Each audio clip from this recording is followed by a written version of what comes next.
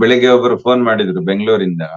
ಹ್ಮ್ ಆ ಅವ್ರಿಗೆ ಇದ್ದಕ್ಕಿದ್ದಾಗೆ ಹಾರ್ಟ್ ಬೀಟ್ ಜಾಸ್ತಿ ಆಗೋದು, ಮತ್ತೆ ಹ್ಮ್ ಏನೋ ದುಃಖ, ಏನೋ ಕಳ್ಕೊಂಡಂಗೆ ದುಃಖ ಆಗೋದು, ಮತ್ತೆ ಸತ್ತೋಗ್ಬಿಡ್ತೀನಿ ಅಂತಕ್ಕಂಥ ಭಾವನೆಯಲ್ಲಿ ಒದ್ದಾಡೋದು, ಹ್ಮ್ ಹೀಗೆ ಹ್ಮ್ ಹೊಟ್ಟೆ ಸದಾ ತಳಮಳ ಸಂಕಟ ಹಿಂಗ ಆಗ್ತಾ ಇದೆ. ಆಕೆಗೆ ಯಾವುದೇ ಕೊರತೆ ಇಲ್ಲ, ಹ್ಮ್ ಬಹಳ ಅಚ್ಚುಕಟ್ಟಾಗಿದ್ದಾರೆ, ಕೋಟ್ಯಾಧೀಶ್ವರರು, ಎಲ್ಲಾ ರೀತಿಯ ಅನುಕೂಲನೂ ಇದೆ, ಸೌಂದರ್ಯ ಇದೆ, ಹೌದು. ಎಲ್ಲವೂ ಇದೆ, ಆದ್ರೂ ನೆಮ್ಮದಿ ಇಲ್ಲ. ನಾನು ಹೇಳ್ದೆ, ಅಲ್ಲಮ್ಮ, ನಾನು 6 ತಿಂಗಳ ಹಿಂದೆನೆ ಹೇಳಿದ್ದೆ ಧ್ಯಾನ ಮಾಡು ಅಂತ, ಲಿಂಕ್ ಎಲ್ಲ ಕಳಿಸ್ಕೊಟ್ಟಿದ್ದೆ, ಮಾಡ್ತಾ ಇದ್ದೀಯ ಅಂದ್ರೆ, ಒಂದೊಂದಿನ ಮಾಡ್ತೀನಿ ಅನ್ಕಲ್, ಒಂದೊಂದಿನ ಮಾಡಲ್ಲ. ಒಂದಿನ ಮಾಡಿದ್ದು ಇನ್ನೊಂದಿನ ಮಾಡೋಕೆ ಏನ್ ಕಷ್ಟ ಬತ್ತು? ಧ್ಯಾನ ಮಾಡೋರಿಗೆ ಸಾಕಷ್ಟು ಅಡಚಣೆಗಳು ಬರ್ತವೆ, ಅದು ಸಹಜವಾಗಿ ಬರುವಂತದ್ದೇ. ಆದ್ರೆ ಅಡಚಣೆಗಳೆಲ್ಲ ಮೆಟ್ಟಿ ನಿಲ್ಬೇಕು. ಮೆಟ್ಟಿ ನಿಂತಾಗ ಇದು ಯಾವ್ದು ನಮ್ ಮುಂದೆ ಬರೋದೇ ಇಲ್ಲ. ಆದ್ರಿಂದ ನಾನ್ ಸತ್ತೋಗ್ಬಿಡ್ತೀನಿ ಅನ್ನೋ ಭಯ. ನಾನ್ ಹೇಳ್ದೆ, ಹುಟ್ಟಿದ ಮೇಲೆ ಪ್ರತಿಯೊಬ್ರು ಸಾಯ್ಲೇಬೇಕು, ಹೋದ್ರೆ ಹೋಯ್ತು ಬಿಡು, ಅದಕ್ಕೆ ಯಾಕೆ ಸಾಯೋದಕ್ಕೆ ದುಃಖ ಯಾಕೆ ಪಡ್ಬೇಕು, ಹೋದ್ರೆ ಹೋಯ್ತಮ್ಮ ಅಂದ್ರೆ, ಅಯ್ಯೋ ಇಲ್ಲ ಅಂಕಲ್, ನನ್ ಬದುಕ್ಬೇಕು ಅನ್ನೋ ಆಸೆನೂ ಇದೆ, ಆದ್ರೆ ಬದುಕುವ ವಿಧಾನವನ್ನ ಸರಿಯಾಗಿ ಅನುಸರಿಸ್ತಾ ಇಲ್ಲ. ಬದುಕುವ ವಿಧಾನವನ್ನ ಅನುಸರಿಸದೆ ಹೋದ್ಮೇಲೆ ಸಾಕಷ್ಟು ನಾವು ಇಷ್ಟೆಲ್ಲ ಅವಕಾಶಗಳನ್ನ ಒದಗಿಸ್ಕೊಡ್ತಾ ಇದ್ದೀವಿ. ಯೋಗ ಕಲಿಸ್ತಾ ಇದ್ದೀವಿ, ಪ್ರಾಣಾಯಾಮ ಕಲಿಸ್ತಾ ಇದ್ದೀವಿ, ಧ್ಯಾನ ಕಲಿಸ್ತಾ ಇದ್ದೀವಿ, ಮತ್ತೆ ಸಮಗ್ರ ಜೀವನ ಶೈಲಿಯನ್ನ ಕಲಿಸ್ಕೊಡ್ತಾ ಇದ್ದೀವಿ. ಇಷ್ಟನ್ನ ಉಪಯೋಗಿಸ್ಕೊಂಡು ಇನ್ನೂ ತನ್ನ ಜೀವನವನ್ನ ಸರಿಪಡಿಸ್ಕೊಳ್ಳಿಲ್ಲ ಅಂತಂದ್ರೆ ಇನ್ ಯಾರು ಸರಿಪಡಿಸೋದಕ್ ಸಾಧ್ಯ ಇವ್ರನ್ನ? ಇವ್ರನ್ನ ಸೃಷ್ಟಿ ಮಾಡಿದಂತ ಭಗವಂತನೇ ಬಂದ್ರು ಕೂಡ ಇವ್ರನ್ನ ಸರಿಪಡಿಸೋಕ್ ಸಾಧ್ಯ ಇಲ್ಲ. ಆದ್ರಿಂದ ತನ್ನನ್ನ ತಾನು ತಿದ್ದುಕೊಂಡು ತನ್ನನ್ನ ತಾನು ಅರಿತ್ಕೋಬೇಕೇ ಹೊರತು, ಯಾಕೆ ಅಂತ ಹೇಳಿದ್ರೆ, ಯಾರು ಆ ಜೈಲ್ನಲ್ಲಿ ಶಿಕ್ಷೆಗೆ ಒಳಪಟ್ಟಿರ್ತಾನೆ ಅವನಿಗೆ ಸದಾ ತುಡಿತಾ ಇರ್ಬೇಕು. ಹೇಗೆ? ನನಗೆ ಬಿಡುಗಡೆ ಬೇಕು, ನನಗೆ ಮುಕ್ತಿ ಬೇಕು, ಈ ಜೈಲಿಂದ ಬಿಡುಗಡೆ ಬೇಕು, ನನ್ನ ಕುಟುಂಬವನ್ನ ಸೇರ್ಕೋಬೇಕು ಅಂತಕ್ಕಂತ ಆ ತುಡಿತ ಏನಿರುತ್ತೆ, ಆ ರೀತಿ ಈ ಭವ ಬಂಧನದಲ್ಲಿ ಸಿಕ್ಕಾಕೊಂಡಿರ್ತಕ್ಕಂಥ ಮೆಲ್ಲರಿಗೂ ಕೂಡ ಇದರಿಂದ ಭವ ಬಂಧನ ಈ ಹುಟ್ಟು ಸಾವಿನಿಂದ ಮುಕ್ತಿಯನ್ನು ನಾವು ಪಡೆಯೋದಕ್ಕೆ ಸಾಧ್ಯವಾದಷ್ಟು ಪ್ರಯತ್ನ ಮಾಡಬೇಕು. ಯಾಕಂದ್ರೆ ಮನುಷ್ಯ ಜೀವಿಗೆ ಮಾತ್ರ ಈ ಒಂದು ಶಕ್ತಿ ಇರ್ತಕ್ಕಂಥದ್ದು, ಸಾಧ್ಯತೆ ಇರ್ತಕ್ಕಂಥದ್ದು. ಬೇರೆ ಇನ್ಯಾವುದೇ ಜೀವಿಯು ಕೂಡ ಈ ಪ್ರಯತ್ನವನ್ನ ಮಾಡ್ಲಿಕ್ಕೆ ತುಂಬಾ ಕಷ್ಟ ಇದೆ. ಯಾಕಂದ್ರೆ ಅದಕ್ಕೆ ಅರಿವಿಲ್ಲ, ಅರಿವಿದ್ರೂ ಅದಕ್ಕೆ ತಿಳಿಸ್ಕೊಡೋರಿಲ್ಲ, ಅರಿವನ್ನ ಮೂಡಿಸುವವರಿಲ್ಲ ಬೇರೆ ಪ್ರಾಣಿಗಳಿಗೆ. ಆದ್ರಿಂದ ಮನುಷ್ಯನಿಗೆ ಇಷ್ಟೆಲ್ಲ ಇದ್ದಾಗ ನಾವೆಲ್ಲರೂ ಪ್ರಯತ್ನ ಮಾಡ್ಬೇಕು ಅಂತ ಹೇಳ್ಕೊಡ್ತಾ ಇದ್ದೀವಿ. Yes sir, thank you. ಅದನ್ನೇ ಥ್ಯಾಂಕ್ ಯು. ಅಂದ್ರೆ ಪಾಲನೆ ಮಾಡ್ಬೇಕು ಸರ್, ಎಷ್ಟೇ ಗೊತ್ತಿದ್ರು ಜ್ಞಾನ ಹೌದು. ಇಲ್ಲಿ ನಾವು ಹಂಚ್ಕೊಡ್ತೀವಿ. ಎಲ್ಲಾ ಮಾಸ್ಟರ್ಸ್, ಸೀನಿಯರ್ ಮಾಸ್ಟರ್ ಬಂದು ಹಂಚ್ತಾ ಇರ್ತಾರೆ ಅವ್ರ ಜ್ಞಾನವನ್ನು. ಪ್ರತಿನಿತ್ಯ ಅನೇಕ ವಿಷಯಗಳು ತಿಳಿಸ್ತಾ ಇರ್ತೀವಿ. ಅದನ್ನು ಪಾಲನೆ ಮಾಡಿದ್ರೆ ಅಟ್ಲೀಸ್ಟ್ ಅದರಲ್ಲಿ ಒಂದು 30% ಪಾಲನೆ ಮಾಡಿದ್ರು ಯಾವ ತೊಂದರೆಗಳು ಆಗಲ್ಲ. ಸೊ ಈಗ ಅವ್ರಿಗೆ ಮಾನಸಿಕ ತೊಂದರೆಗಳಿದ್ರೆ ಖಂಡಿತ ಅವ್ರಿಗೆ ಹೃದಯ ಬಡತ ಹೆಚ್ಚಾಗೋದು ಅದು ಹಾಗೆ ಆಗ್ತದೆ. ಆ ಮಾನಸಿಕದಲ್ಲಿ ಮಾನಸಿಕ ಸಫರಿಂಗ್ ಹೆಚ್ಚಾದ್ರೆ ಖಂಡಿತ ಬರುತ್ತೆ. ಅದನ್ನು ಹೋಗ್ಲಾಡ್ಸಕ್ಕೆ ಸ್ವಲ್ಪ ಇಂಥ ಪ್ರವಚನಗಳು ಕೇಳೋದು, ಸತ್ಸಂಗಗಳು ಕೇಳೋದು, ಆಮೇಲೆ ಸ್ವಲ್ಪ ಧ್ಯಾನ ಮಾಡ್ಕೊಂಡೋದು ಮಾಡ್ತಾ ಇದ್ರೆ ಆ ತೊಂದರೆಗಳು ಯಾವ್ದು ಇರೋದಿಲ್ಲ. ಸೊ ಆಮೇಲೆ ಈ ಜ್ಞಾನವನ್ನು ಹೆಚ್ಚು ಮಾಡ್ಕೊಂತ ಹೋದ್ರೆ ನಿಜವಾದ ಜೀವನ ಅಂದ್ರೆ ಏನು? ಈಗ ನೋಡಿ, ಇವತ್ತು ಶ್ಲೋಕನೇ ಸಂಪೂರ್ಣವಾಗಿ ತಿಳ್ಕೊಂಡ್ರೆ ಸಾಕು. ಈ ಶ್ಲೋಕದ ಅರ್ಥ ಕರೆಕ್ಟ್ ಆಗಿ ಪೂರ್ತಿ ತಿಳ್ಕೊಂಡು ಅದನ್ನ ಪಾಲನೆ ಮಾಡಿದ್ರೆ ಸಾಕು, ಜೀವನ ಸಂಪೂರ್ಣ ಆಗತ್ತೆ ಹೇಳ್ಬೇಕಂದ್ರೆ. ಇನ್ನೊಂದು ನೋಡೋದೇ ಬೇಕಾಗಿಲ್ಲ, ಇದೊಂದು ಸಾಕು. ಇದೊಂದು ಬರ್ಕೊಂಡು ಮತ್ತೆ ಪದೇ ಪದೇ ನೋಡಿದ್ರೆ ಸಾಕು. ಅಷ್ಟು ಸಂಪೂರ್ಣವಾಗಿ ಇಲ್ಲಿ ತಿಳಿಸ್ಕೊಟ್ಟಿದ್ವಿ. ಏನಂದ್ರೆ ಪಾಲನೆ ಮಾಡೋದು ಅವ್ರಿಗೂ ಬಿಟ್ಟಿರೋದು, ಬಟ್ ಅವರು ಪಾಲನೆ ಮಾಡಿದ್ರೆ ಅಂತೂ ಖಂಡಿತ ಈ ಭವಸಾಗರದಿಂದ ಆಚೆ ಕಡೆ ಬರುವಂತ ಅವಕಾಶ ಅದ್ಭುತವಾಗಿದೆ ಸರ್. ಶನೇಗೌಡ. ಎಲ್ಲ ಆತ್ಮ ಬಂಧುಗಳಿಗೂ ವಂದಿಸುತ್ತಾ, ನಾಗರಾಜ್ ಗುರುಜಿ ತುಂಬಾ ದಿನಗಳಿಂದ ದರ್ಶನ ಆಗ್ತಾ ಇರ್ಲಿಲ್ಲ. ಬಹುಶಃ ಆರೋಗ್ಯ ಸ್ಥಿತಿ ಬಹಳ ಹದಗೆಟ್ಟಿದೆ ಅನ್ಸುತ್ತಾ ಇದೆ. ಎಸ್, ಗುಣಮುಖರಾಗಲಿ. ಇನ್ನು ಹೆಚ್ಚಾಗಿ ಅಲರ್ಜಿ ಆಗಿ ಸ್ವಲ್ಪ ಥ್ರೋಟ್ ಇನ್ಫೆಕ್ಷನ್ ಆಗಿತ್ತು. ಹಾ. ಹಾಗಾಗಿ ಒಂದ್ ವಾರ, ಒಂದ್ 8-10 ದಿವಸ ಸ್ವಲ್ಪ ರೆಸ್ಟ್ ತಗೊಂಡೆ, ಸರೋಯ್ತು, ಮಾಮೂಲಿ ನಾರ್ಮಲ್ ಸ್ಥಿತಿ ಬರ್ತಾ ಇದೆ. ಇಲ್ಲ ಗುರುಜಿ, ನೀವ್ ಇರ್ಬೇಕು. ಯಾಕಂದ್ರೆ ನಮ್ಗೆ ಆಧ್ಯಾತ್ಮಿಕದೊಳಗ್ ಗುದ್ದಾಟ ನಿಮ್ ಜೊತೆ ಮಾಡ್ಬೇಕು ಅನ್ಸುತ್ತೆ ನಮ್ಗೆ. ಯಾಕಂದ್ರೆ ಅಲ್ಲಿ ರಸ ಸಿಗುತ್ತೆ ನಮಗೆ, ತಿರುಳು ಅಷ್ಟು ಆನಂದ ಕೊಡುತ್ತೆ ನಮಗೆ. ಅತ್ಯದ್ಭುತವಾದ ಜ್ಞಾನ ಇದೆ. ಒಟ್ಟಾರೆ ಇವತ್ತು ಮನೋರಮಾ ಮೇಡಮ್ ಅವರು ಕೊಟ್ಟಿರ್ತಕ್ಕಂಥದ್ದು ಮತ್ತು ನೀವು ಕೊಟ್ಟಿರ್ತಕ್ಕಂಥ ಒಂದು ಜ್ಞಾನದಿಂದ ನಮ್ಮಲ್ಲಿ ಇನ್ನೂ ಕೂಡ ಮನಸ್ಸು ಚಂಚಲ ಮತ್ತು ಅನುಮಾನಗಳು ಉದ್ಭವ ಆಗುತ್ತೆ ಗುರುಜಿ. ಆ ಒಂದು ನಿಟ್ಟಿನಲ್ಲಿ ಹೌದು. ನೋಡಿದಾಗ ನಿತ್ಯಾನಂದ ಸ್ವಾಮೀಜಿ ಸ್ವಯಂ ಘೋಷಿತ ಮಾನವ ದೇವ ಮಾನವರು ಅಂತ ಘೋಷಣೆ ಮಾಡ್ಕೊಂಡು ಏನೆಲ್ಲಾ ಮಾಡಿದ್ರಲ್ಲ, ನಾವು ಮಾಧ್ಯಮದವ್ರು ತೋರಿಸಿದ್ದನ್ನ ಮಾತ್ರ ನಾವು ನೋಡ್ಬಲ್ವಿ. ಯಾಕಂದ್ರೆ ನಾವು ಅಲ್ಲಿ ಹೋಗಿಲ್ಲ, ನೋಡಿಲ್ಲ, ಏನ್ ನಡೀತಾ ಇದೆ ಗೊತ್ತಿಲ್ಲ. ಬಟ್ ಅವ್ನ್ ನೋಡಿದಾಗ ಅದ್ ಹೆಂಗೆ ನಮ್ಮಲ್ಲಿ ಕ್ವಶನ್ ಬರ್ತಿರುತ್ತೆ. ಆಮೇಲೆ ಇನ್ನೊಬ್ರು ಹಿಂದೆ ಸಾಯಿಬಾಬಾ ಅಂತ ಹೇಳಿ ಯಾರೋ ಜುಟ್ರು ಕೂದಲರಿದ್ರು, ಅವರು ಕೂಡ ಸ್ವಯಂ ಘೋಷಿತ ದೇವ ಮಾನವ ಅಂತ ಘೋಷಣೆ ಮಾಡ್ಕೊಂಡಿದ್ರು. ಇವೆಲ್ಲ ಹೇಗೆ ಸಾಧ್ಯ, ಅವ್ರಿಗೆ ಹೆಂಗ್ ಪ್ರೇರೇಪಣೆ ಆಗುತ್ತೆ ಅಂತಕ್ಕಂಥದ್ದು ಕ್ವಶನ್ ನಿಮಗೆ ಕೇಳ್ಬೇಕು, ಒಂದ್ ಸ್ವಲ್ಪ ಉತ್ತರ ಪಡ್ಕೋಬೇಕು ಅನ್ನೋದು ನಮಗೆ ಕುತೂಹಲ ಗುರುಜಿ. ಇಲ್ಲ, ನಿತ್ಯಾನಂದ ಕೂಡ ಒಬ್ಬ ದೊಡ್ಡ ಸಾಧಕನೇ, ಸಾಧಾರಣನಲ್ಲ. ಯಾಕಂದ್ರೆ ಅವ್ರ ಆಶ್ರಮದಲ್ಲಿ ನಾನು ವಾರಗಟ್ಲೆ ಇದ್ದು ನಾನು ಅಲ್ಲಿ ಮೆಡಿಟೇಷನ್ ಅನ್ನ ಪ್ರಾಕ್ಟೀಸ್ ಮಾಡಿದ್ದೀನಿ. ಅನೇಕ ವಿಧಾನಗಳ ಮೆಡಿಟೇಷನ್ ಅವ್ರು ಕಲಿಸ್ತಾ ಇದ್ರು. ಯಾವುದೋ ಒಬ್ಬ ವ್ಯಕ್ತಿಯಲ್ಲಿ 99 ಒಳ್ಳೆ ಗುಣಗಳಿದ್ದು ಯಾವುದೋ ಒಂದು ಕೆಟ್ಟ ಗುಣ ಸೇರ್ಕೊಂಡ್ಬಿಟ್ಟಾಗ ಆ 99 ಒಳ್ಳೆ ಗುಣಗಳನ್ನ ಹಾಳು ಮಾಡ್ಬಿಡುತ್ತೆ. ನಾವೆಲ್ಲರೂ ಗುರ್ಸೋದು ಯಾವುದು, 99 ಕಳೆದು ಒಂದು ಯಾವ್ದು ಕೆಟ್ಟದ್ದು ಕಾಣಿಸುತ್ತೆ ಅದನ್ನ ಮಾತ್ರ ನಾವು ಪ್ರಧಾನವಾಗಿ ತಕೊಂಡು ಆ ವ್ಯಕ್ತಿಯನ್ನ ನಾವು ಅಲ್ಲಿಗೆಳೆದು ಬಿಡ್ತೀವಿ. ಆ ವ್ಯಕ್ತಿಯನ್ನ, ಅವನಲ್ಲಿರ್ತಕ್ಕಂತ ಶ್ರೇಷ್ಠತೆಯನ್ನ ನಾವು ಅಲ್ಲಗೆಳೆದು ಬಿಡ್ತೀವಿ. ಆದ್ರಿಂದ ಅವನೇನು ಸಾಧಾರಣನಲ್ಲ, ಅವನು ಕೂಡ ಒಬ್ಬ ದೊಡ್ಡ ಸಾಧಕನೇ. ಯಾಕೆಂತ ಹೇಳಿದ್ರೆ ಅವನ ಬಾಲ್ಯದಿಂದಲೂ ಅವನು ಆ ಹುತ್ತದಲ್ಲಿ ಹತ್ರ ಕೂತ್ಕೊಂಡು ಧ್ಯಾನ ಮಾಡ್ತಾ ಇದ್ದಿದ್ದು ಅದೆಲ್ಲ ಇದೆ. ಆ ಚಿಕ್ಕ ವಯಸ್ಸಿನಲ್ಲೇನೆ ಅಷ್ಟೊಂದು ಸಾಧನೆಯನ್ನ ಮಾಡಿ ಅವನು ಇಲ್ಲಿ ಬುದ್ಧ ಪೂರ್ಣಿಮೆಯ ಸಂದರ್ಭದಲ್ಲಿ, ಗುರು ಪೂರ್ಣಿಮೆಯ ಸಂದರ್ಭದಲ್ಲಿ ಅವನು ಇಲ್ಲಿ ಬಿಡದಿ ಹತ್ರ ಅವನ ಆಶ್ರಮದಲ್ಲಿ ಸೇರಿಸ್ತಾ ಇದ್ದ. ಕೋಟ್ಯಾಂತರ ಜನ ಸೇರ್ತಾ ಇತ್ತು. ನಿಜಕ್ಕೂ ನಮಗೆ ಆಶ್ಚರ್ಯ ಆಗ್ತಾ ಇದ್ದದ್ದು ಏನು ಅಂತಂದ್ರೆ, ಬೇರೆ ಬೇರೆ ದೇಶಗಳಿಂದ ಬರ್ತಾ ಇದ್ದಂತಹ ಅವರ ಸೇವಕರು, ಕರಸೇವಕರು, ಸ್ವಯಂ ಸೇವಕರು, ನಿಜಕ್ಕೂ ನಾವು ಅವರನ್ನ ನೋಡಿ ಕಲಿಬೇಕು. ಅವರನ್ನ ನೋಡಿದ್ರೆ ಅವರನ್ನ ಮುಟ್ಬೇಕಾದ್ರೆ ನಾವು ಕೈ ತೊಳ್ಕೊಂಡು ಮುಟ್ಬೇಕು ಅನ್ನೋ ರೀತಿನಲ್ಲಿ ಇರ್ತಾ ಇದ್ರು. ಅವ್ರೇನ್ ಮಾಡ್ತಾ ಇದ್ರು ಗೊತ್ತಾ, ಅಷ್ಟೊಂದು ಲಕ್ಷಾಂತರ ಮಂದಿ ಆ ಡಯಸ್ ಅಲ್ಲಿ ಎಲ್ಲೆಲ್ಲೋ ಚಪ್ಪಲಿಗಳು ಬಿಟ್ಬಿಟ್ಟಿದ್ರೆ ಅವ್ರ ಚಪ್ಪಲಿಗಳನ್ನ ತಕೊಂಡು ಒಂದ್ ಕಡೆ ಇಟ್ಟು ಶುದ್ಧವಾದ ಬಟ್ಟೆಯಿಂದ ಒರೆಸಿ ಫಳಫಳ ಅನ್ನೋ ರೀತಿನಲ್ಲಿ ಮಾಡಿಡ್ತಾ ಇದ್ರು ಸ್ವಯಂ ಸೇವಕರು.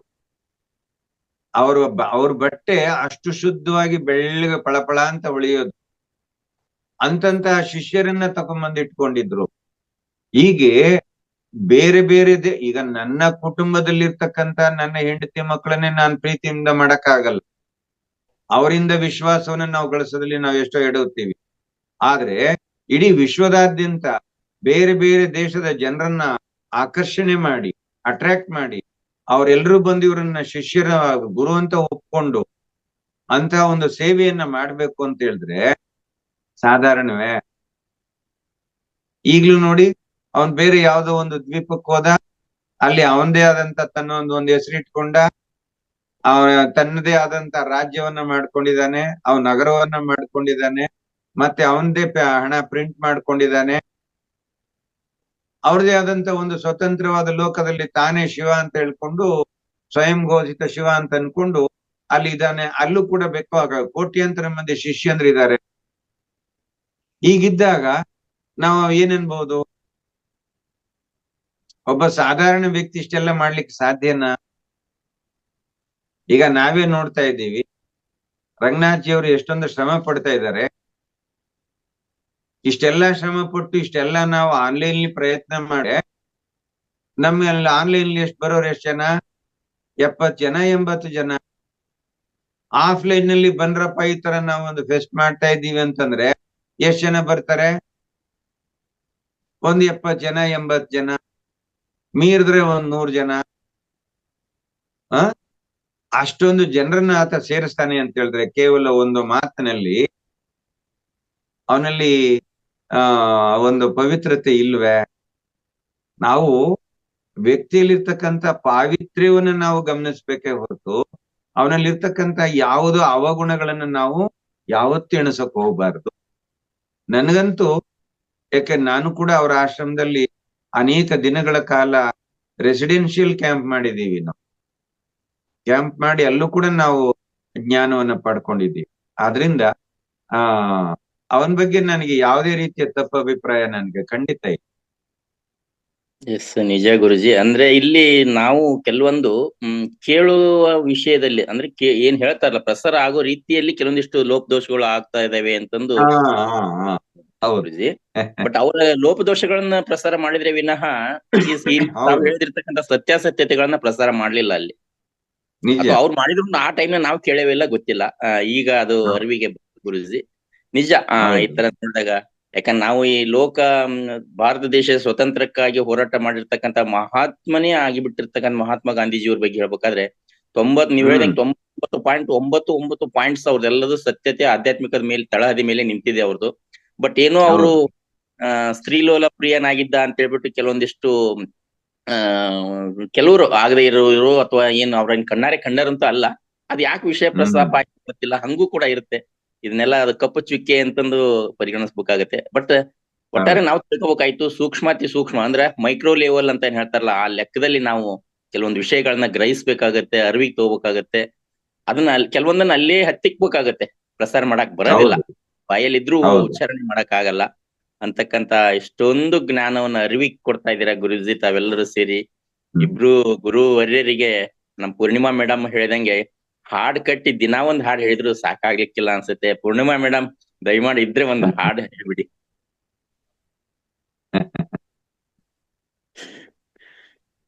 ಪೂರ್ಣಿಮಾ ಇರೋದ್ ಕಾಣೆ ಅನ್ಸುತ್ತೆ. ಪೂರ್ಣಿಮಾ ಮೇಡಮ್ ಜಾಯ್ನ್ ಆಗಿಲ್ಲ ಅಂದ್ರೆ ಸಣ್ಣಗೌಡ್ರ ಹೇಳ್ಬಿಡ್ತಾರೆ. ನೀವೇ ಒಂದ್ ವಾಣಿ ಹಾಡ್ಬಿಡಿ ಸರ್. ಸೌಂಡ್ ಇಲ್ಲ ನೋಡಿ ಗುರುಜಿ, ಎಷ್ಟ್ ಚೆನ್ನಾಗಿ ಮಾತಾಡ್ತಾರೆ. ಹಾಡು ಅಂತಂದ್ರೆ ನಿಶ್ಶಬ್ದ ಆಗ್ಬಿಡ್ತಾರೆ. ಗುರು ಉಪದೇಶ ಮಂತ್ರ ವಂದೇ ಜಂಗಮ ರೂಪದೇಶ ಶಾಸ್ತ್ರ ವಂದೇ. ಗುರು ಉಪದೇಶ ಮಂತ್ರ ವಂದೇ ಭವರೋಗವ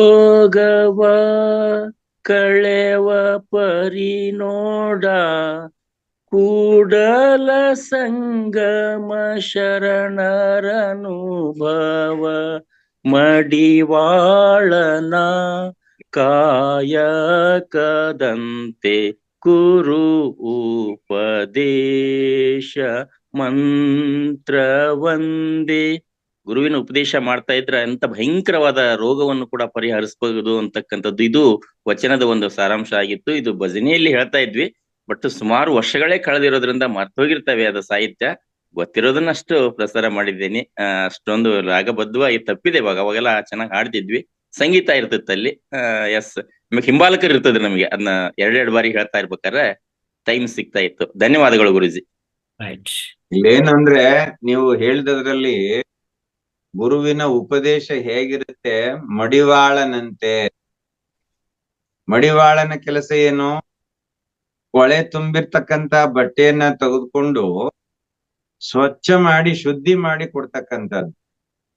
ಹಾಗೆ ಗುರುವಿನ ಉಪದೇಶವೂ ಕೂಡ ಕಶ್ಮಲದಿಂದ ಕೂಡಿರ್ತಕ್ಕಂಥ ಈ ಮನಸ್ಸನ್ನ ಶುಚಿ ಮಾಡಿ, ಅಂದ್ರೆ ಈ ದೇಹ ನಾನು, ಕಾಣಿಸ್ತಾ ಇರ್ತಕ್ಕಂಥದ್ದೆಲ್ಲವೂ ಸತ್ಯ ಅಂತಕ್ಕಂತಹ ಅಜ್ಞಾನವನ್ನು ಹೋಗಲಾಡಿಸಿ ಬ್ರಹ್ಮ ಒಂದೇ ಸತ್ಯ, ಜಗನ್ ಮಿಥ್ಯ ಅಂತಕ್ಕಂತಹ ಸತ್ಯದ ವಿಚಾರವನ್ನ ಕೊಟ್ಟು ಆ ಮನಸ್ಸನ್ನ ಶುಚಿ ಮಾಡಿ, ನೀನು ಕೇವಲ ಈ ದೇಹವಲ್ಲ, ನೀನು ಸಾಕ್ಷಾತ್ ಪರಮಾತ್ಮನಿದ್ಯಾ ಅಂತೇಳಿ ಮನಸ್ಸನ್ನ ಆ ಪರಮಾತ್ಮನ ಕಡೆಗೆ ತೆಗೆದುಕೊಂಡು ಹೋಗ್ತಕ್ಕಂತಹ ಶುಚಿ ಮಾಡ್ತಕ್ಕಂಥ ಕೆಲಸವನ್ನ ಮಾಡ್ತಾರೆ ಗುರುವಿನ ಉಪದೇಶ ಮಾಡುತ್ತೆ.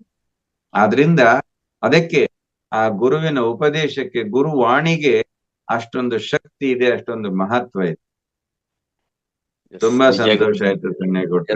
ಆತ್ಮೀಯರೇ, ಒಂದು ತಮ್ಮಲ್ಲಿ ಅರಿಕೆ ಮತ್ತು ಸಂದೇಶ ಹೇಳಲಿಕ್ಕೆ ಇಷ್ಟಪಡ್ತೀನಿ. ನಿನ್ನೆ ಮಧ್ಯಾಹ್ನದ ಸೆಷನ್ ನಲ್ಲಿ ಭಾಗ್ಯಶ್ರೀ ಮೇಡಮ್ ಅಂತ ಹೇಳಿ ಬೆಳಗಾವದವ್ರವರು ಇಗ್ಗು ಯಂಗ್ ಅವರು, ಅವ್ರಿಗೆ ಸಾಕ್ಷಾತ್ ರಾಮಕೃಷ್ಣ ಪರಮಹಂಸರೇ ಅವ್ರಿಗೆ ಮಾರ್ಗದರ್ಶನ ಕೊಟ್ಟು ಅವ್ರು ಏನ್ ಹೇಳಿದ್ದನ್ನು ಮಾತ್ರ ಬರೆದಿದ್ದಾರೆ ಇಲ್ಲಿ ಒಂದು ಬುಕ್ಸ್ ಅನ್ನ.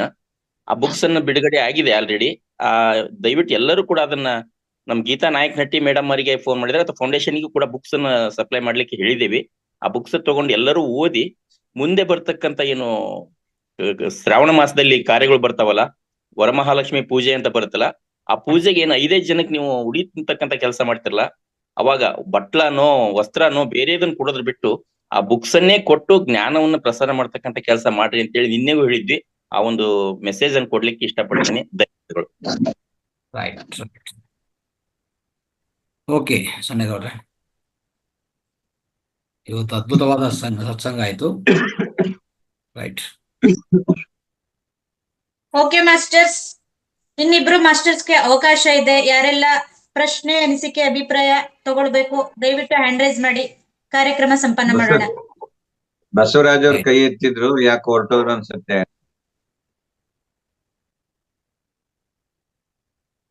ಬಂದ್ರು ನೋಡಿ. ಮಾತಾಡಿ.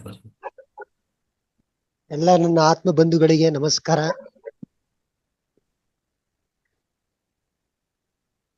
ನೋಡಿ ನಮಸ್ಕಾರ ಎಲ್ಲರೂ ಸರ್, ಮಾತನಾಡಿ. ನಮಸ್ಕಾರ ಗುರುಗಳೇ. ನಮಸ್ಕಾರ ನಮಸ್ಕಾರ. ಎಲ್ಲಾ ಪ್ರತಿಯೊಂದು ಜೀವಿಯಲ್ಲಿನೂ ಜ್ಞಾನ ಇದೆ, ಬಟ್ ಮಾನವನಲ್ಲೇ ಜ್ಞಾನ ಇಲ್ಲ ಅಂತ ಅನ್ಸುತ್ತೆ ನನಗೆ. ಪ್ರತಿಯೊಂದು ತನ್ನ ತನ್ನ ಕೆಲಸಗಳನ್ನು ಮಾಡ್ತಾನೆ ಇರುತ್ತೆ. ಸೂರ್ಯ, ಚಂದ್ರ, ನಕ್ಷತ್ರ, ಗಾಳಿ, ಬಿಸಿಲು, ಮಳೆ, ಎಲ್ಲ ಹುಲ್ಲು, ಗಿಡ, ಮರ, ಪ್ರಾಣಿ, ಪಕ್ಷಿ. ನೋಡಿ, ಪ್ರಾಣಿಗೆ ಹುಲ್ಲು ಬೇಕು, ಹುಲ್ಲು ತಿನ್ನುತ್ತೆ, ಬೇರೆ ಏನು ತಿನ್ನೋದಿಲ್ಲ. ಪಕ್ಷಿಗೆ ಏನ್ ಬೇಕು ಅದು ಮಾತ್ರ ತಗೊಳುತ್ತೆ. ನೀರ್ ಎಷ್ಟು ಬೇಕು ಅಷ್ಟೇ ಕುಡಿಯುತ್ತೆ, ಎಂದು ಅದು ಸ್ಟಾಕ್ ಇಟ್ಕೊಳ್ಳೋದಿಲ್ಲ. ಮರ ಎಷ್ಟು ಬೆಳಿಬೇಕು ಬೆಳಿತಾನೆ ಇರುತ್ತೆ, ಅದಕ್ಕೆ ಅಡೆತಡೆಗಳೇ ಇಲ್ಲ. ಒಂದು ಹಸು ಎಷ್ಟು ಹುಲ್ಲು ಬೇಕೋ ಅಷ್ಟು ಹುಲ್ಲು ತಿನ್ನುತ್ತೆ, ಎಷ್ಟು ನೀರ್ ಬೇಕೋ ಅಷ್ಟು ನೀರ್ ಕುಡಿಯುತ್ತೆ, ಏನ್ ಕೊಡ್ಬೇಕು ಅದು ಕೊಡ್ತಾ ಇರುತ್ತೆ, ಯಾವ ಟೈಮಿಗೆ ಏನ್ ಮಾಡ್ಬೇಕು ಮಾಡ್ತಾ ಇರುತ್ತೆ. ತುಂಬಾ ಜ್ಞಾನವಾಗಿ ಇರೋಂಥದ್ದು ಪಕ್ಷಿ ಪ್ರಾಣಿಗಳು ಇದ್ದಾವೆ. ಆದ್ರೆ ಮಾನವನು ದುರಾಸೆ ಮತ್ತೆ ದುರ್ದೈವ ಏನಂತಂದ್ರೆ, ಒಬ್ಬರನ್ನು ನೋಡಿ ಇದು ಪಡುವುದು, ದೋಷ ಪಡುವುದು, ಅವನು ಹಾಗೆ ಇದ್ದಾನೆ, ಇವನು ಹೀಗೆ ಇದ್ದಾನೆ. ಆಮೇಲೆ ಇನ್ನೊಂದು, ತನಗೆ ಎಷ್ಟು ಬೇಕು ಅಷ್ಟು ಮೀರಿ ಜಾಸ್ತಿ ಸಂಪಾದನೆ ಮಾಡ್ತಾನೆ, ಬಟ್ ಅದು ಖರ್ಚು ಮಾಡಕ್ಕೆ ಅವನಿಗೆ ಯೋಗ್ಯತೆನೇ ಇಲ್ಲ. ಎಷ್ಟೇ ಸಂಪಾದನೆ ಮಾಡ್ಲಿ, ಆದ್ರೆ ಮಕ್ಕಳಿಗೆ, ಮನೆಯಲ್ಲಿ ಇರುವಂತ ಎಲ್ಲರಿಗೆ ಜ್ಞಾನವನ್ನು ಕೊಡೋದು ಯಾರು ಮಾಡ್ತಾ ಇಲ್ಲ ಈಗಿನ ಕಾಲದಲ್ಲಿ. ಅಟ್ಲೀಸ್ಟ್ ಜ್ಞಾನ ಎಲ್ಲಿ ಕೊಡ್ತಾ ಇದ್ದಾರೆ ಅಲ್ಲಾರ ಅಟ್ಲೀಸ್ಟ್ ಆಗಿ ಮಕ್ಕಳಿಗೆ, ಹೆಂಡ್ರಿಗೆ, ಅಥವಾ ಯಾರ ಮನೆಯಲ್ಲಿ ಅಜ್ಞಾನಿಯಾಗಿದ್ದಾರೆ ಅವ್ರಿಗೆ ಜ್ಞಾನ ಕೊಡುವಂಥದ್ದು ಈ ತರ ಮಹಾತಾರ ಫೌಂಡೇಶನ್ ಅಂತದ್ದು ನಡೀತಾ ಇದೆ, ಫ್ರೀಯಾಗಿ ನಡೀತಾ ಇದೆ. ಅಟ್ಲೀಸ್ಟ್ ಕೇಳೋವಂತ ಕೆಪಾಸಿಟಿನೂ ಅವ್ರಿಗೆ ಇಲ್ಲದೆ ಆಗಿದೆ. ಅಂದ್ರೆ ಎಷ್ಟು ಅಜ್ಞಾನದಲ್ಲಿದ್ದಾರೆ ಮಾನವನು ಅಂತ ನನಗೆ ತುಂಬಾ ಬೇಜಾರದ ಸಂಗತಿ. ಆಮೇಲೆ ನಿತ್ಯಾನಂದರ ಬಗ್ಗೆ ಹೇಳಿದ್ದು ಸತ್ಯ, ತುಂಬಾ ಸತ್ಯ. ನಾನು ಕ್ಯಾಂಪ್ ಮಾಡಿದ್ದೆ ಅಲ್ಲಿ. ಅವ್ರ ಹತ್ರ ಏನು ಕೆಟ್ಟ ಗುಣಗಳಿದಾವೋ, ಮೈನಸ್ ಪಾಯಿಂಟ್ಸ್ ನಾವು ಹುಡ್ಕೋದು ಬೇಡ. ನಮ್ಗೆ ಏನು ಪಾಸಿಟಿವ್ ಇದೆ, ಏನು ಜ್ಞಾನ ಇದೆ, ಅವ್ರ ಹತ್ರ ಏನು ಶಕ್ತಿ ಇದೆ ಅದು ತಗೊಳ್ಳೋದು ಮುಖ್ಯ. ಎಲ್ಲರ ಹತ್ರನೂ ಇರುತ್ತೆ, ಯಾರು ಶುದ್ಧರಂತೆ ಯಾರು ಹೇಳಕ್ ಆಗೋದಿಲ್ಲ. ಅವ್ರ ಹತ್ರ ಇರುವಂತ ಜ್ಞಾನ ಮತ್ತು ಪಾಸಿಟಿವ್ ಥಿಂಗ್ಸ್ ಅನ್ನು ನಾವು ತಗೊಂಡು ನಾವು ಉದ್ಧಾರ ಆಗೋದು, ನಾವು ಜ್ಞಾನಿಗಳಾಗೋದು ನೋಡ್ಕೊಳ್ಬೇಕು ಅನ್ನೋದು ನನ್ನ ಎಲ್ಲರ ಹತ್ರ ಇದೆ. ಖಂಡಿತ. ಗುರುಗಳೇ, ಅದೇ ಹೇಳ್ತಾ ಇರೋದು. ಅಲ್ಲೇನಂದ್ರೆ ಇಷ್ಟೇ ಸರ್ ಬಸವರಾಜ್ ಅವರೇ, ಯಾವಾಗ ಮಾನವನ ಈ ಸ್ಥೂಲ ಶರೀರವನ್ನ ಧಾರಣೆ ಮಾಡ್ಕೊಂಡು ಬರ್ತಾರೋ ಆವಾಗ ಅದಕ್ಕೆ ಇದನ್ನು ಆ ಜನ್ಮಕ್ಕೆ ತಕ್ಕಂತೆ ಸ್ವಭಾವತಃ ಕೆಲವು ಗುಣಗಳು ಅವನಲ್ಲಿ ಬಂದ್ಬಿಡ್ತವೆ. ಅದನ್ನ ಪೂರ್ವ ಸಂಸ್ಕಾರ ಅಂತ ಹೇಳ್ತೀವಿ. ಹಿಂದಿನ ಜನ್ಮಾಂತರಗಳ ಕೆಲವು ಸಂಸ್ಕಾರಗಳು ಜೊತೆಲಿ ಬಂದ್ಬಿಟ್ಟಿರ್ತವೆ. ಹಾಗಂತ ಅವನಲ್ಲಿರ್ತಕ್ಕಂಥ ಪವಿತ್ರತೆ, ಶ್ರೇಷ್ಠತೆ, ಜ್ಯೇಷ್ಠತೆಯನ್ನ ಸಂಪೂರ್ಣವಾಗಿ ನಾವು ಮರಿಬೇಕು ಅಂತಕ್ಕಂಥದ್ದಲ್ಲ. ನಮ್ಮೆಲ್ಲರ ದೃಷ್ಟಿ ಏನು ಅಂತಂದ್ರೆ, ಅವರಲ್ಲಿರ್ತಕ್ಕಂಥ ಅವಗುಣಗಳನ್ನೇ ಹುಡುಕೊಂಡು ಹೋಗ್ತೀವಿ. ಇಲ್ಲಿ ನೊಣಗಳಲ್ಲಿ 2 ವಿಧದ ನೊಣಗಳಿದ್ದಾವೆ. ಒಂದು ಜೇನು ನೊಣ, ಇನ್ನೊಂದು ಸಾಧಾರಣವಾದ ನೊಣ. ಜೇನು ನೊಣಗಳು ಏನ್ ಮಾಡ್ತವೆ, ಹೂವನ್ನ ಹುಡುಕೊಂಡು ಹೋಗಿ ಹೂವಿನಲ್ಲಿರ್ತಕ್ಕಂಥ ಮಕರಂದವನ್ನಷ್ಟೇ ಹೀರ್ಕೊಂಡು ಬರ್ತವೆ. ಈ ಖಾಲಿ ಮಾಮೂಲಿ ನೊಣಗಳಿದಾವಲ್ಲ, ಅವು ಈ ಕಡೆ ಗಾಯದ ಮೇಲೂ ಕೂತ್ಕೊಳ್ತವೆ, ಗಾಯದಲ್ಲಿ ಏನು ಕೀವು ರಕ್ತ ಎಲ್ಲ ಸೋರುತ್ತೆ ಅಲ್ಲೂ ಕೂತ್ಕೊಳ್ತವೆ, ಅಲ್ಲೇನಾದ್ರು ಹೊಲಸಿದ್ರೆ ಆ ಹೊಲಸಿನ ಮೇಲೂ ಕೂತ್ಕೊಳ್ತವೆ, ಆಹಾರದ ಮೇಲೂ ಬಂದು ಕೂತ್ಕೊಳ್ಳೋಕ್ ಪ್ರಯತ್ನ ಮಾಡ್ತವೆ, ಆಹಾರವನ್ನು ಕಲುಷಿತಗೊಳಿಸ್ತವೆ. ಆದ್ರಿಂದ ನಮ್ಮ ಮನಸ್ಸು ಕೇವಲ ಆ ಜೇನು ನೊಣದಂತೆ ಎಲ್ಲೆಲ್ಲಿ ಏನೇನು ಒಳ್ಳೆ ಉತ್ತಮವಾದಂತ ಜ್ಞಾನ ಸಿಗುತ್ತೋ ಅದನ್ನ ಕೇಳಿಸ್ಕೊಂಡು, ಮನನ ಮಾಡಿಕೊಂಡು, ಶ್ರವಣ ಮಾಡಿಕೊಂಡು, ನಿಧಿಧ್ಯಾಸ ಮಾಡಿಕೊಂಡು ಜೀವನದಲ್ಲಿ ಅಳವಡಿಸಿಕೊಳ್ಳುವ ಪ್ರಯತ್ನವನ್ನ ಮಾಡಬೇಕು. ನಮ್ಮ ಜೀವನ ಜೇನು ನೊಣದಂತೆಯೇ ಸಾಗಬೇಕು. ಆ ರೀತಿ ಸಾಗದಾಗ ಮಾತ್ರ ನಮ್ಮ ಜೀವನ ಸಾರ್ಥಕ ಆಗುತ್ತೆ. ಅದು ಏನ್ ಮಾಡ್ತೀರಿ, ಜನ್ಮತಃ ಕೆಲವು ಸ್ವಭಾವಗಳು ಬಂದ್ಬಿಟ್ಟಿರ್ತವೆ, ಹಾಗಾಗಿ ನಾವ್ ಏನು ಮಾಡಕ್ಕಾಗಲ್ಲ. ಆದ್ರೆ ಒಂದಲ್ಲ ಒಂದು ದಿವಸ ಅವರಲ್ಲೂ ಕೂಡ ಉತ್ತಮವಾದಂತಹ ಜ್ಞಾನ ಉದಯವಾಗತ್ತೆ ಅಂತ ಆಶಾಭಾವನೆಯನ್ನ ಇಟ್ಕೊಂಡು ನಾವು ಮುಂದುವರಿಯೋಣ. ಏನಂತೀರಿ? ಒಳ್ಳೇದು. ಕರೆಕ್ಟ್ ಗುರುಗಳೇ. ಒಂದಿಲ್ಲ ಒಂದ್ ದಿವಸ ಬಂದೇ ಬರುತ್ತೆ, ಅವ್ರ ಹತ್ರನು ಒಳ್ಳೆ ಜ್ಞಾನ ಬಂದೇ ಬರುತ್ತೆ. ಹೌದು, ಬರ್ಲೇಬೇಕು. ಅಲ್ಲಿವರೆಗೆ ಕಾಲ ಮೀರಿರುತ್ತೆ ಅಲ್ವಾ? ಹೌದೌದು. ಹೌದು. ಯಾರು ಅದು ಕತೆ ಹೇಳಕ್ ಟೈಮ್ ಇಲ್ಲ ಬಿಡಿ, ಆಮೇಲೆ ನಾನು ಹೇಳ್ತೀನಿ ಕತೆ. ಪೂರಾ ಜೀವನ ಪರ್ಯಂತ ಅವನು ಬಡವನಾಗಿ ಇದ್ದನಂತೆ. ಹಾ, ಅವನ್ ಮನೆಯಲ್ಲೇ ಇತ್ತಂತೆ ಅಂತಸ್ತು ಆಸ್ತಿ ಎಲ್ಲನೇ, ಬಂಗಾರದ ಹೌದು. ಚಂಬುನೇ ಮನೆಯಲ್ಲಿ ಇತ್ತಂತೆ. ಅವನಿಗೆ ಅದು ಗೊತ್ತೇ ಇರ್ಲಿಲ್ಲಂತೆ. ಹಾ, 80 ವರ್ಷ ಆಗಿ ಯಾವುದೋ ಒಬ್ಬ ಗುರುಗಳಿಗೆ, ನಿಮ್ಮಂತ ಗುರುಗಳಿಗೆ ಕೇಳ್ದನಂತೆ, ಗುರುಗಳೇ 80 ವರ್ಷ ಆಯ್ತು ನನ್ನ ಜೀವನದಲ್ಲಿ ಕಷ್ಟ ಪಡ್ತಾ ಇದ್ದೀನಿ, ಹೊಟ್ಟೆಗೆ ಊಟ ಇಲ್ಲ, ಮೈಗೆ ಬಟ್ಟೆ ಇಲ್ಲ, ಏನ್ ಮಾಡೋದು ಅಂದ್ರೆ ನೀನ್ ಏನ್ ಮಾಡ್ತೀಯಪ್ಪ ಅಂತಂದ್ರೆ, ಅವ್ರ ಮನೆಯಲ್ಲಿ ಒಂದ್ ಚಿಕ್ಕ ಜಗಲಿ ಇತ್ತಂತೆ. ಆ ಜಗಲಿ ಮೇಲೆ ಇಟ್ಟು ತೆಂಗೆ ಇಟ್ಟು ಪೂಜೆ ಮಾಡ್ತಾ ಇದ್ರಂತೆ. ಅವ್ರ ತಾತ, ಅಪ್ಪ, ಅವನು 3 ಜನ 3 ಕಾಲದಿಂದನು. ಆದ್ರೂ ಅದು ತೆಂಬಿಗೆ ಇದ್ದಿದ್ದು ಬಂಗಾರದ ತೆಂಬಿಗೆ. ಹಾ, ಬಂಗಾರದು ಅದೊಂಥರ ಏನಂತಾರೆ, ಕೇಳಿದೆಲ್ಲ ಕೊಡುವಂತ ತೆಂಬಿಗೆ. ನೀನು ಅಕ್ಷಯ ಪಾತ್ರೆ. ಅಕ್ಷಯ ಪಾತ್ರೆ ತರ ಇತ್ತಂತೆ. ಇಲ್ಲ ಹಾ, ಹಾ. ಗುರುಗಳೇ, ನಮ್ಮ ತಾತನು ಮಾಡಿದ್ದ, ನಮ್ಮ ಅಪ್ಪನು ಮಾಡಿದ್ದ, ನಾನು ಅದು ಪೂಜೆ ಮಾಡ್ಕೊಂಡು ಹೋಗ್ತಾ ಇದೀವಿ, ಬಟ್ ಅದಕ್ಕೆ ಏನು ಲಾಭ ಅಂತ ನಮಗ್ ಗೊತ್ತಿರ್ಲಿಲ್ಲ. ಇಲ್ಲಪ್ಪ, ಅದು ಚೆನ್ನಾಗಿ ಉಜ್ಜಿ ನೋಡು ಹೇಗಿದೆ, ಉಜ್ಜಿ ನೋಡಿ ಅದನ್ನ ಯಾವದಕ್ಕೆ ಮುಟ್ಟಿ ಅದೆಲ್ಲ ಚಿನ್ನ ಆಗುತ್ತೆ ಅಂತ ಹೇಳಿದ್ರು. ಸರ್ ಸರಿಯಾಗಿ ಕೇಳಿಸ್ತಿಲ್ಲ ಸರ್. ಅವನ್ ಸ್ಟಾರ್ಟ್ ಮಾಡ ಉಜ್ಜಿ ಪೂಜೆ ಮಾಡಿ ಓದಿ. ಹೇಳಿ ಅಮ್ಮ. ವಾಯ್ಸ್ ಬ್ರೇಕ್ ಆಗ್ತದೆ ನೋಡಿ. ಹೌದು ಗುರುಗಳೇ. ಈಗ ಗುರುಗಳೇ, ಹಾ, ಈಗ ಸರಿ ಆಯ್ತು. ಅದೇ ಮನೆಯಲ್ಲಿ ಜಗಲಿ ಮೇಲೆ ಇಟ್ಟು ಪೂಜೆ ಮಾಡ್ತಾ ಇದ್ದೀನಿ ಅಕ್ಷಯ ಪಾತ್ರೆ, ಬಟ್ ಅವನಿಗೆ ಗೊತ್ತಿರ್ಲಿಲ್ಲ ಪಾಪ. 85 ವರ್ಷಕ್ಕೆ ಗೊತ್ತಾಯ್ತಂತೆ. ಗುರುಗಳು ಬಂದು ಹೇಳಿದ್ರಂತೆ, ಜ್ಞಾನಿಗಳು, ನೀನ್ ಬಹಳ ದೊಡ್ಡ ಶ್ರೀಮಂತನಪ್ಪ, ಕೋಟ್ಯಾಧೀಶ್ವರ, ಆದ್ರೆ ನಿನ್ಗೆ ಅದ್ರ ಬಗ್ಗೆ ಗೊತ್ತಿಲ್ಲ ನೋಡು, ಅದು ಮಾಡಿ ನೋಡು ಅಂದಾಗ ಅವನು ಅದ ಕಡೆ ಮುಟ್ಟಿ ಅದು ಪೂಜೆ ಮಾಡಿ ಅಕ್ಷಯ ಪಾತ್ರೆ ಎಲ್ಲದಕ್ಕ ಮುಟ್ಟಿದ್ರೆ ಎಲ್ಲಾ ಬಂಗಾರ, ಮನೆಯೆಲ್ಲ ಬಂಗಾರ ಆಗಿ ಪಳ ಪಳ ಹೊಳಿಯಕ್ ಸ್ಟಾರ್ಟ್ ಆಯ್ತಂತ. ಅವಾಗಂದನಂತ ಗುರುಗಳಿಗೆ, ಈ ವಯಸ್ಸಿನಲ್ಲಿ ನಾನು ಏನ್ ಮಾಡಿ ಏನಿದೆ ಗುರುಗಳೇ, ಎಲ್ಲಾ ಕಳೆದೋಯ್ತು ಅಂತಂದನಂತೆ.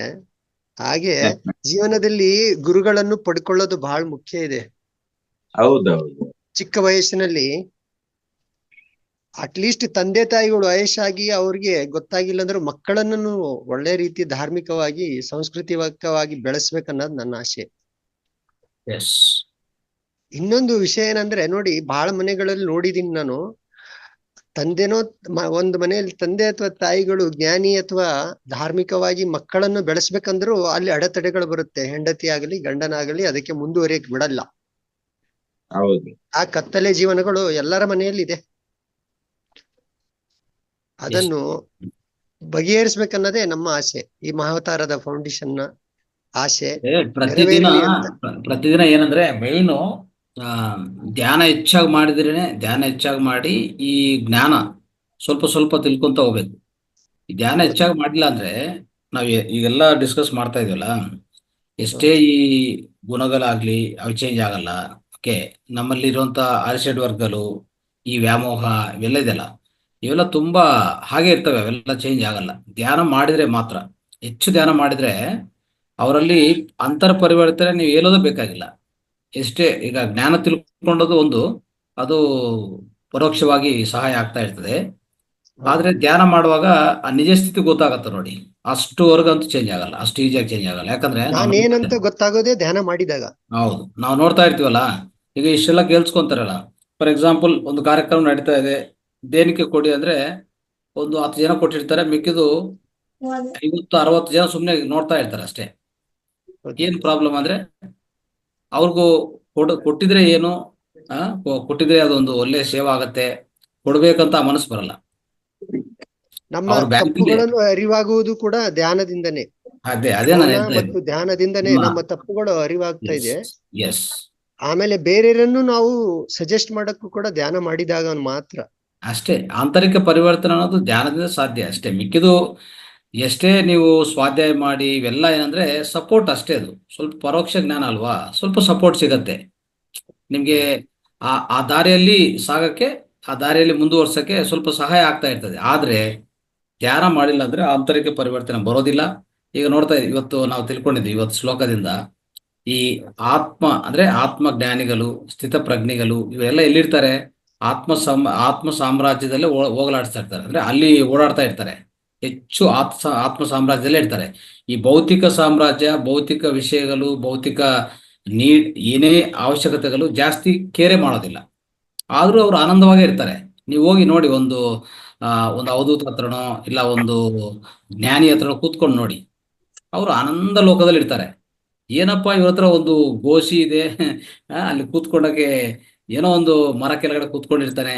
ಆದ್ರೆ ಅವ್ರ ಹತ್ರ ಇರೋದು ಆನಂದ ನಮ್ಮಲ್ಲಿ ಇಲ್ಲ. ಕರೆಕ್ಟ್. ಅಲ್ಲಿ ಹೋಗೋದು ನಾವು ಯಾಕೆ ಗೊತ್ತಾ? ಆನಂದ ಪಡೆಯಕ್ ಹೋಗ್ತೀವಿ ಅಲ್ಲಿ.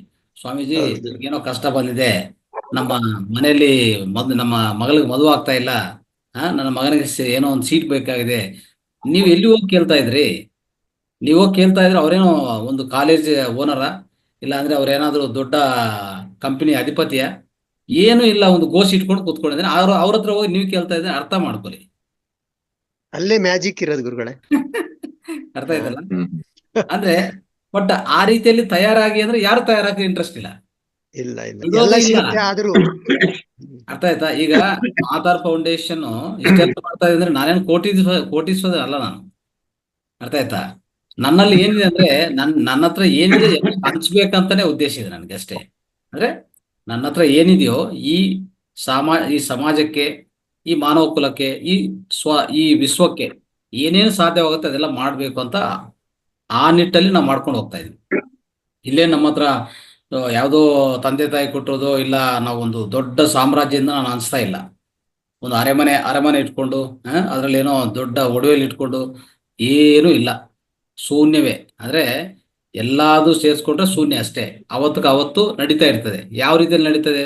ಅದು ನೇಚರ್, ಅದು ವಿಶ್ವಕ್ಕೆ ಅಂಕಿತವಾಗಿದೆ. ನಾವು ಆ ವಿಶ್ವ ನೋಡ್ತಾನೆ ಇರ್ತದೆ, ಏನ್ ಮಾಡಬೇಕು ಮಾಡ್ತಾ ಇರ್ತದೆ. ಇವತ್ತೇನ್ ಬೇಕು, ನಾಳೆ ಏನ್ ಬೇಕು, ಅಷ್ಟೇ ನಮ್ಮ ಜೀವನ. ಅರ್ಥ ಆಯ್ತಾ?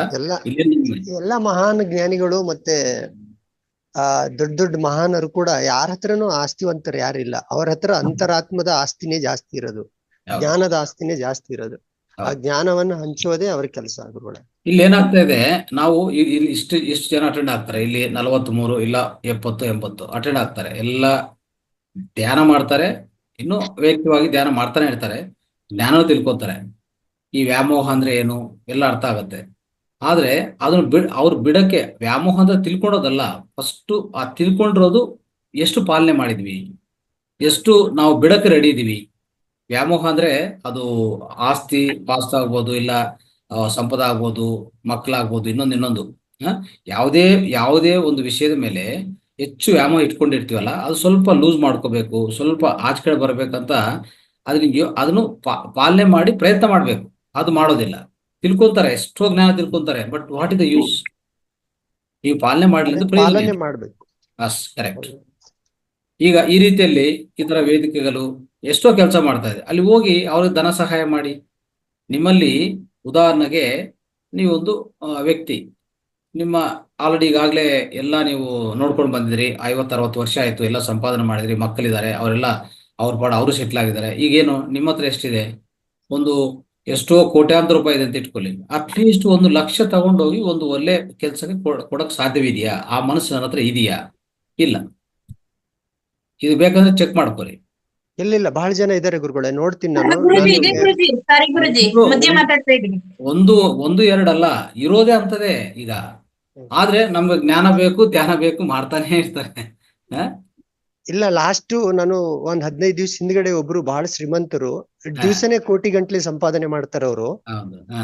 ಅವ್ರಿಗೆ ಒಂದು ವಿಷಯ ಹೇಳಿದೆ ನಾನು ಇದ್ರ ಬಗ್ಗೆ, ನಮ್ಮ ಮಹಾವತಾರ ಫೌಂಡೇಶನ್ ಬಗ್ಗೆ, ಮತ್ತೆ ಒಂದು ಮನೆ ಮದ್ದು ಬಗ್ಗೆ ಹೇಳಿದೆ. ಅವ್ರಿಗೆ ತುಂಬಾ ತೊಂದರೆ ಇದೆ, ಹೆಲ್ತ್ ಪ್ರಾಬ್ಲಮ್ ಇದೆ. ಅವ್ರಿಗೆ ಹೇಳಿದ್ರೆ, ನಾನ್ ನಿನ್ನೆ ಹೋಗಿದ್ದೆ ಅವ್ರ ಹತ್ರ. ಹೋದ್ರೆ, ಇಲ್ಲಪ್ಪ ಅದು ಮಾಡಿಲ್ಲ, ನಾ ಮಣಿಪಾಲ್ ಹಾಸ್ಪಿಟಲ್ಗೆ ಹೋಗಿದ್ದೆ, ಅಲ್ಲಿ ಇಷ್ಟು ಖರ್ಚಾಯ್ತು, ಇಷ್ಟು ಲಕ್ಷ ಹೇಳಿದ್ರು ನನಗೆ. ನನ್ನ ಶ್ರೀಮಂತನಂತ ಗೊತ್ತಾದ ಕಾರಣ ಅವರು ನನಗೆ ಇಷ್ಟು ಚಾರ್ಜ್ ಮಾಡಿದ್ರು, ಸುಮ್ನೆ ನನ್ಗೆ ಆಪರೇಷನ್ ಮಾಡಿದ್ರು ಅಂತ ಹೇಳಿದ್ರು. ನಾ ಅಂದೆ, ನಾನು ಇಷ್ಟು ದಿವಸದಿಂದ ಹೇಳ್ತಾ ಇದ್ದೀನಿ, ಇದನ್ನ ಮಾಡಿ ನೋಡಿ ಒಂದ್ 15 ದಿವಸ. ನಾವು ಅಟ್ಲೀಸ್ಟ್ 2 months ನಮ್ಮ ಮಹಾವತಾರ ಫೌಂಡೇಶನ್ ಅವ್ರಿಗೆ ಕಳಿಸಿದ್ದೆ ಲಿಂಕ್, ಅದನ್ನ ಕೇಳಿ ನೀವು ಪೂರ್ತಿ ಪರಿವರ್ತನೆ ಆಗುತ್ತೆ ಅಂತಂದ್ರೆ. ಇಲ್ಲ, ಅವ್ರಿಗೆಲ್ಲ ಅದೆಲ್ಲ ತಲೆಗೆ ಹೋಗೋದಿಲ್ಲ. ವಯಸ್ಸು ನೋಡಿ 70 ವರ್ಷ ಅವ್ರಿಗೀಗ. ಅಷ್ಟೇ, ಆ ಕರ್ಮಗಳು ಕಲ್ಕೋಬೇಕಲ್ಲ. ಆ ಕರ್ಮಗಳು ಇನ್ನೂ ಹೆಚ್ಚಾಗಿದೆ, ಅವರು ಅನುಭವಿಸ್ಬೇಕಾದ್ರೆ ಹೆಚ್ಚಾಗಿದೆ. ಅವ್ರಿಗೂ ಇದು ಅರ್ಥ ಆಗೋದಿಲ್ಲ, ಖಂಡಿತ. ಅವ್ರಿಗೆ ಅದೇನ್ ಮ್ಯಾಜಿಕ್ ಸಡನ್ ಆಗಿ ಅವ್ರು ನೋಡಿದ ಕೂಡಲೇ ಬಂದ್ಬಿಡಕ್ಕೆ. ಅಟ್ಲೀಸ್ಟ್ ಅನುಭವಿಸ್ಬೇಕು. ಅಟ್ಲೀಸ್ಟ್ ಮೆಡಿಟೇಷನ್, ನಾವು ಬೆಳಿಗ್ಗೆ ಮಾಡುವ ಮೆಡಿಟೇಷನ್ ಬಗ್ಗೆ ಅನುಭವಿಸ್ಬೇಕು. ಮನೆ ಮದ್ದು ಬಗ್ಗೆ ಅಟ್ಲೀಸ್ಟ್ 10 days 15 days ತಗೊಳಕ್ಕೂ ಅವರಿಗೆ ಅಷ್ಟು ಕೂಡ ಈ ತಾಳ್ಮೆ ಇಲ್ಲ. ಆದ್ರೆ ದೊಡ್ಡ ಹಾಸ್ಪಿಟಲ್ಗೆ ಹೋಗಿ ಲಕ್ಷ ಕೋಟಿ ಖರ್ಚು ಮಾಡಿ ಬರಕ್ಕೆ ಇದೆ, ಆದ್ರೂ ಕೂಡ ಮಾಡ್ತಾರೆ. ಅದೆಲ್ಲ ಅದು ಮಾಡಕ್ಕೆ ರೆಡಿ ಇರ್ತಾರೆ. ನಾನು ಹೇಳೋದು, ಈ ಪ್ರಪಂಚ ಅಂತೂ ಒಂದು ವಿಚಿತ್ರವಾಗೇ ಇರುತ್ತೆ, ವಿಚಿತ್ರವಾಗಿ ನಡೀತಾನೆ ಇರ್ತದೆ. ಇದಕ್ಕೇನು ಸ್ಟಾಪ್ ಇಲ್ಲ, ಇದು ಹಾಗೆ ನಡೀತಾನೆ ಇರ್ತದೆ. ಅದರಲ್ಲಿ ಎಷ್ಟೋ ಸ್ವಲ್ಪ ಜ್ಞಾನವಂತರು, ಅಂದ್ರೆ ಆ ಜ್ಞಾನದ ಕಡೆ ಪ್ರಯಾಣ ಮಾಡಿ ಸ್ವಲ್ಪ ವಿಜ್ಞಾನವಂತರಾಗಿ ಒಂದು ದೊಡ್ಡ, ಅಂದ್ರೆ ಆತ್ಮ ಸಾಮ್ರಾಜ್ಯವನ್ನೇ ಕಟ್ತಾರೆ, ಆತ್ಮ ಜ್ಞಾನಿ ಆಗ್ತಾರೆ. ಅಂತವರೆಲ್ಲ ಹಾಗೆ ಮುಂದಕ್ಕೆ ಹೋಗಿ ತಯಾರಾಗ್ತಾ ಇರ್ತಾರೆ. ಈ ರೀತಿಯಲ್ಲಿ ಬುದ್ಧರಾಗ್ಬೋದು, ಪತ್ರಿ ಸರ್ ಆಗ್ಬೋದು. ಪತ್ರಿ ಸರ್ ಏನ್ ಮಾಡಿದ್ರು? ಅವ್ರಿಗೂ ದುಡ್ಡು ಸಂಪಾದನೆ ಮಾಡ್ಬೇಕಂದ್ರೆ ಕೋಟ್ಯಾಂತರ ಸಂಪಾದನೆ ಮಾಡಿರ್ಬೋದು, ಎಲ್ಲೇ ಒಂದು ರೀತಿಯಲ್ಲಿನೂ ಆಲೋಚನೆ ಇಲ್ಲ ಅವ್ರಿಗೆ. ನಾವೇನಂದ್ರೆ ಅಂತವನ್ನೆಲ್ಲ ನೋಡಿದ ಮೇಲೆ ಆದರ್ಶ ತಗೊಂಡು ನಾವು ಆ ರೀತಿಯಲ್ಲಿ ತಯಾರಾಗ್ಬೇಕು. ನಮ್ಗೇನಂದ್ರೆ ಭಯ, ರೋಗಗಳು ಬರುತ್ತೆ, ದುಡ್ಡು ಇರ್ಬೇಕಲ್ಲ, ಸೊ ಏನೇನೋ ಕಲ್ಪನೆಗಳು, ದುಡ್ಡು ರೆಡಿಯಾಗಿ ಇಟ್ಕೋಬೇಕಲ್ಲ ಅಂತ ಒಂದು ಕಡೆ, ಇನ್ನೊಂದು ಕಡೆ ಯಾರಿಗೂ ಕೊಡಕ್ಕೆ ಇಂಟ್ರೆಸ್ಟ್ ಇರೋದಿಲ್ಲ. ಈ ರೀತಿಯಲ್ಲಿ ನಮ್ಮಲ್ಲಿ ನಾವೇ ಆ ಲಕ್ಷಣಗಳು ಬೆಳೆಸ್ಕೊಡ್ತಾ ಇಲ್ಲ. ಜನಗಳಿಗೆ ಮೆಂಟಾಲಿಟಿ ನೋಡಿ ಗುರುಗಳೇ ಹೆಂಗಾಗಿದೆ. ಅವ್ರ ಮನೆ ಪಕ್ಕದಲ್ಲೇ ಆಸ್ಪತ್ರೆ ಇರ್ಬೇಕಂತೆ. ಎಲ್ಲರದ್ದು ಮೆಂಟಾಲಿಟಿ ನೀವು ನೋಡಿ, ಅಡ್ವರ್ಟೈಸ್ಮೆಂಟ್ ಎಲ್ಲೇ ಸೈಟ್ಗಳು ಮಾಡ್ಲಿ, ಮನೆಗಳು ಮಾಡ್ಲಿ, ಅಪಾರ್ಟ್ಮೆಂಟ್ ಮಾಡ್ಲಿ, ನಿಯರ್ ಬೈ ಹಾಸ್ಪಿಟಲ್ ಅದು ಫಸ್ಟ್ ಹಾಕ್ಬಿಡ್ತಾರೆ. ನೋಡಿ ಹ್ಯಾಂಗ್ ಮೆಂಟಾಲಿಟಿ ಎಷ್ಟು ನೆಗೆಟಿವ್ ಆಗಿಬಿಟ್ಟಿದೆ ಜನಗಳದ್ದು ಮೆಂಟಾಲಿಟಿ ಅಂತಂದ್ರೆ, near by hospital, this hospitals. Correct. ಅದೇ ಈಗ ದೊಡ್ಡ ಅಂದ್ರೆ ಸಂಪಾದನೆ ಮಾಡೋರು, ಐಶ್ವರ್ಯವಂತರು ಹೋಗೋದು ಒಂದು ಸಾಮಾನ್ಯ ವ್ಯಕ್ತಿ ಅಂತ, ರಮಣ ಮಹರ್ಷಿ ಆಗ್ಬೋದು, ಇಂಥ ಸಾಮಾನ್ಯ ಜೀವನ ನಡೀತಾ ಇರೋಂಥ ಆ ವಿಜ್ಞಾನವಂತರಾಗಿ ಆತ್ಮಜ್ಞಾನಿಗಳ ಹತ್ರ ಹೋಗ್ತಾ ಇರ್ತಾರೆ. ಯಾವುದಕ್ಕೆ? ಸಮಸ್ಯೆಗಳ ಪರಿಹಾರಕ್ಕೆ. ಅದರಿಂದ ನಾವು ಅರ್ಥ ಮಾಡ್ಕೋಬೇಕಾಗಿರೋದು ಯಾವ್ದು ದೊಡ್ಡದು, ಅಂದ್ರೆ ಯಾವ್ದು ಕಮ್ಮಿ ಇರೋದು, ಯಾವ್ದು ದೊಡ್ಡದು ಅಂತ ಅರ್ಥ ಮಾಡ್ಕೊಂಡ್ರೆ, ಆ ದೊಡ್ಡದು ಏನಿದೆ ಅದು ಪ್ರಯತ್ನ ಮಾಡೋಣ ನಾವು. ಅಟ್ಲೀಸ್ಟ್ ಈಗಿಂದ ಪ್ರಯತ್ನ ಮಾಡಿದ್ರೆ ಈ ಜನ್ಮ ಇಲ್ಲ ಇನ್ನೊಂದು ಜನ್ಮಕ್ಕೋ ನಾವು ಆ ಸ್ಥಾಯಿಗೆ ಸೇರ್ಕೊಳ್ಳೋ ಅವಕಾಶ ಇರುತ್ತೆ. ರೈಟ್. ಅಶ್ವಿನಿ ಮೇಡಮ್ ಮಾತಾಡ್ತಾರೆ. ಗುರುಜಿ, ನೀವ್ ಹೇಳ್ತಾ ಇದ್ರಿ ಧ್ಯಾನ ಜ್ಞಾನ ಎಲ್ಲವೂ ತಿಳ್ಕೊಳ್ತಾ ಇದೀವಿ, ಬಟ್ ಆದ್ರೆ ಸೇವೆ ಅನ್ನೋದ್ರಲ್ಲಿ ಚೆಕ್ ಮಾಡ್ಕೊಳ್ಳಿ ಅಂತ ಅಂದ್ರಿ. ಚೆಕ್ ಮಾಡ್ಕೊಂಡೆ ಗುರುಜಿ. ಈಗ ನಾನು ಯಾವ್ದೋ ಒಂದು ಅಮೌಂಟ್ ಕಾಯ್ತಾ ಇದ್ದೀನಿ, ಬಂದ್ರೆ ಸರಿ. ನನಗೆ ಫಸ್ಟ್ ಮಹಾವತಾರ್ ಫೌಂಡೇಶನ್ಗೆ 1 ಲಕ್ಷ ಹಣ ಕೊಡ್ಬೇಕು, ನಂತರ ಪಿರಮಿಡ್ ವ್ಯಾಲಿಗೆ 1 ಲಕ್ಷ ಕೊಡ್ಬೇಕು ಅನ್ನೋದು ನಾನು ರಾತ್ರಿ ಅದನ್ನ ಅನ್ಕೊಂಡೆ ಗುರುಜಿ. ಅದು ಇವಾಗ ಪ್ರಸ್ತಾಪ ಆಯ್ತು, ಅದಕ್ಕೆ ಕೇಳ್ದೆ ಗುರುಜಿ. Very good. ಅದ್ಭುತ. ಅದು ಇದು ನಾನು ಯಾಕೆ ಹೇಳ್ತಾ ಇದ್ದೆ ಅಂದ್ರೆ, ನೀವು ಸೇವೆ ಮಾಡುವಂತ ಗುಣ ಇಲ್ಲ ಅಂದ್ರೆ ನೀವು ಎಷ್ಟೇ ತಿಳ್ಕೊಂಡು ನಾನು ವೇಸ್ಟ್ ಅಂತಾನೆ ಕರಿತೀನಿ.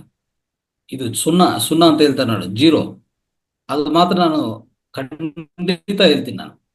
ನನ್ನಲ್ಲಿ ಇಷ್ಟು ಬುಕ್ ಓದಿದ್ದೀನಿ, ಇಷ್ಟು ಜ್ಞಾನ ಇದೆ, ಇಷ್ಟು ಎಲ್ಬಲ್ಲ, ಎಲ್ಲ ಎಲ್ಲ ಯಾವ್ದಕ್ ಬೇಕಾಗಿದೆ? ನಿಮ್ಮ ಹತ್ರ ಸೇವೆ ಮಾಡೋ ಗುಣ ಇದೆಯಾ?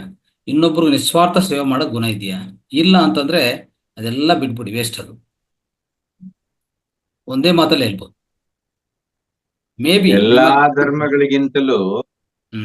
ಧರ್ಮಗಳಿಗಿಂತಲೂ ಅತ್ಯಂತ ಶ್ರೇಷ್ಠವಾದ ಧರ್ಮ ಅಂತಂದ್ರೆ ಸೇವೆ.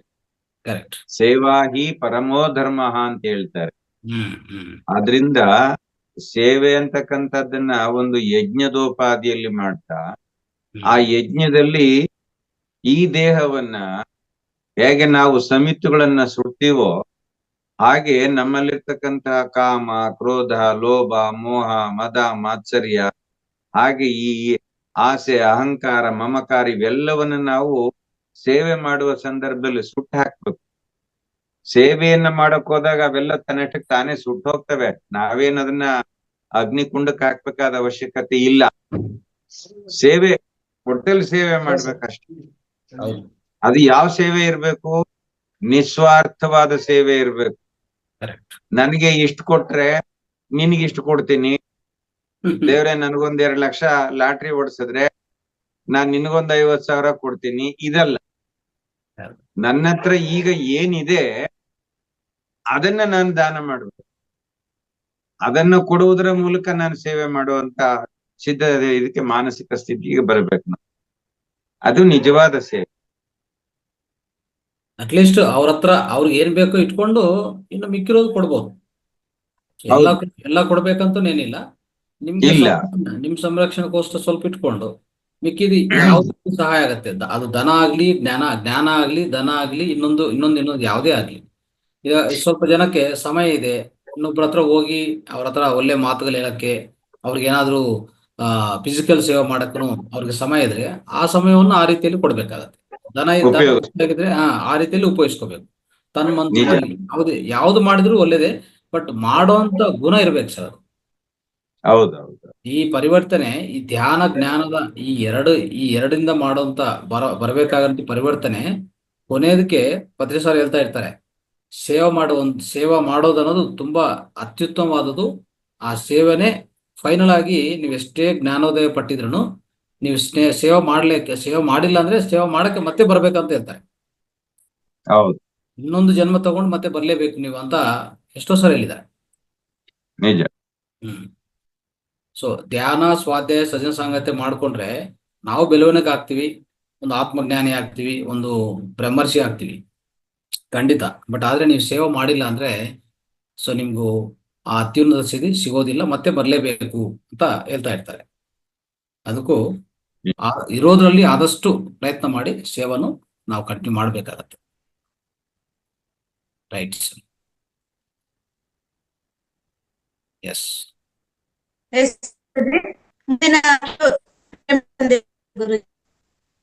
ಗುರುಜಿ. Yes ma. Thank you sir. Thank you so much. ಧನ್ಯವಾದಗಳು. Thank you. ರೈಟ್. ಧನ್ಯವಾದ. ಧನ್ಯವಾದಗಳು ಗುರುಜಿ. ರೈಟ್. ಥ್ಯಾಂಕ್ಸ್.